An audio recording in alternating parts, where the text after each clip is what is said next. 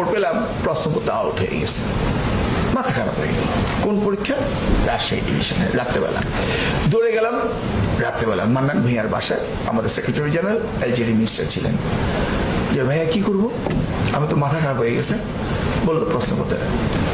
তো উনি এটা সার্কামস্টেন্স শুনে বললেন যে মিলন নার্ভাস হওয়ার কারণ তো নেই, প্রশ্নপত্র ফাঁস হয়ে গেছে, মনে হচ্ছে না তোমার কথায়, কালকে দেখো। তা আমি ওনাকে বললাম যে ভাইয়া কালকে দেখে আমার তো করোনা কিছু লাগবে না, I must do something now. Clear? তো এখন আমি রাজশাহী ইউনিভার্সিটির ডিভিশনাল কমিশনার, প্রত্যেকটা ডিস্ট্রিক্টের ডিসি, ডিসিকে ইউনো, ইউনোকে অসি, অসিকে এসপি, আমি তো মন্ত্রী।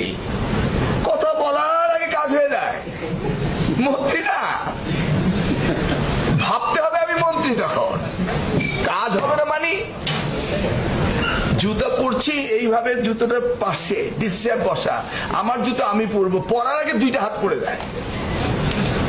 আরে ভাই কি কি হলো, আমরা বাইরে ছিলাম, আমার জুতো একজন টাচ করতে আমি চিন্তাই করতে পারি না। That is called Bangladesh minister. লজ্জা লাগে আমাদের।